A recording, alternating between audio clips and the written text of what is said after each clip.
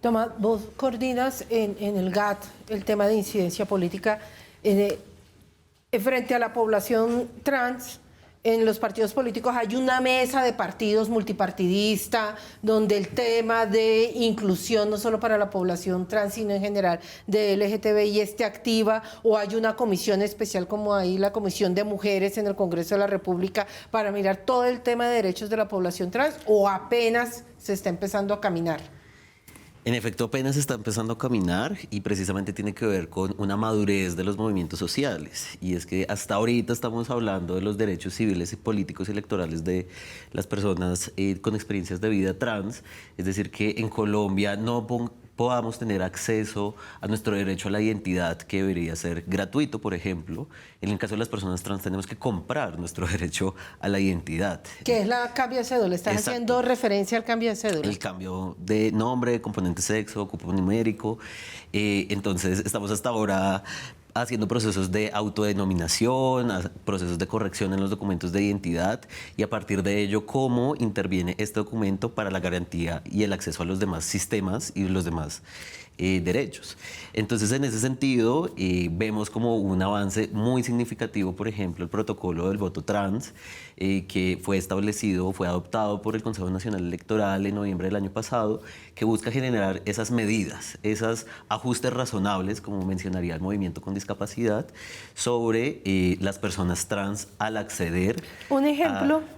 ¿Cuáles son esos ajustes que son razonables, que están en el protocolo y que hacían falta? Listo, por ejemplo, tener el documento de identidad, y que en este documento de identidad puede que corresponda o no con cómo luce la persona, cómo se autodenomina la persona. Entonces, por ejemplo, en mi caso, si yo voy a acceder al puesto de votación y en mi cédula dice Laura Anzola, componente femenino, yo presento la cédula y salgo con esta barbita, salgo acá, pues con esta expresión de género, muy seguramente me va a enfrentar a esos escenarios y van a decir, este es un documento falso, usted está cometiendo un delito electoral. O usted no es Laura y usted no puede votar. Exactamente. Entonces, en ese sentido, esos ajustes razonables buscan reconocer la identidad de la persona más allá de lo que pueda establecer en su documento de identidad. Es listo, ¿cómo quiere que se le reconozca? ¿Cómo quiere ser llamada la persona? O a llamar a la persona por su apellido, por ejemplo. Entonces, esas son medidas que, claro, son mínimas, son simbólicas, pero que para las personas trans representan seguridad. Seguridad para acceder a nuestro derecho al voto. Camilo, tenemos en temas de inclusión de las mujeres, pues un 30% de cuota como acción afirmativa solamente para la participación, no para la elección. Ahorita vamos a ese pedazo de tramo que falta. Tenemos una... para población trans y lograr mayor inclusión, pues una decisión del Consejo Nacional Electoral, población discapacitada. ¿Qué se ha avanzado ahí? ¿Con qué cuenta Colombia? ¿O falta trabajarle un poquito también al tema? Toca trabajarle, de hecho no un poquito, toca trabajarle muchísimo. En la medida en que, si bien se han adoptado algunas medidas, en el sentido en el que sí se han avanzado en algunas medidas, como es, por ejemplo, una tarjeta electoral que pueda leerse en sistema braille. Esto va dirigido solo a una población muy específica de personas con discapacidad, con la discapacidad visual. Por ejemplo, frente a los puestos de votación se ha dicho tiene que garantizarse la accesibilidad para que puedan, pues, dirigirse al puesto de votación, a su mesa de votación, de pronto reducir el número de escalones o establecer o poner algunas rampas. Existen este tipo de medidas, son importantes, son muy pocas. Pensemos, por ejemplo, cuando estamos hablando de las distintas discapacidades que hay, la discapacidad para las personas, digamos, que tienen una discapacidad psicosocial, que de pronto se encuentran internadas en centros psiquiátricos, pues la posibilidad de votar para ellos es nula. Por ejemplo, cuando estamos hablando de personas que tienen discapacidad intelectual, los mensajes, la pedagogía, la información que sale sobre el proceso electoral, sobre cómo votar, sobre cuáles son las campañas, no está pensada en un lenguaje fácil para las personas.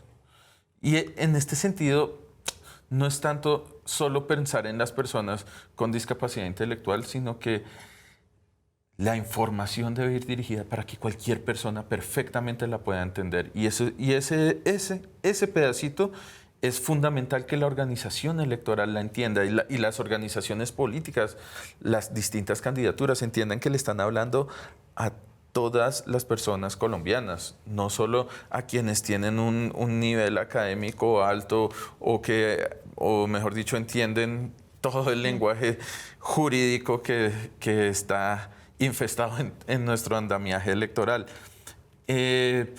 Son muchas las medidas en las cuales se puede avanzar para las personas con discapacidad auditiva. El poder tener un lenguaje que puedan leer de señas es muy importante. Muchas veces no pensamos que también los documentos deben ir dirigidos para estas personas. Entonces pensamos que con simplemente una persona, un intérprete que acompañe algunas grabaciones audiovisuales es suficiente. No, también podemos pensar en otras medidas, ir un poco más allá de lo que está establecido en la norma. Ahora que lo mencionas, porque también está, digamos, si hablamos de pueblos originarios, digamos, poder tener acceso a los documentos también en otras lenguas que son diferentes al castellano, que pueda tenerse documentos electorales, guías electorales para los pueblos originarios también. 52% de la población colombiana son mujeres. 20% solamente en el Congreso de la República. Tenemos un código electoral que ya plantea 50 no para todas las circunscripciones, no para el proceso de decisión. Ángela, ¿qué nos falta? ¿Qué tenemos que trabajar? ¿Todo tiene que ser a través de reformas o los partidos pueden adoptar políticas internas y no tenemos que esperar una reforma política electoral que quizás no llegue?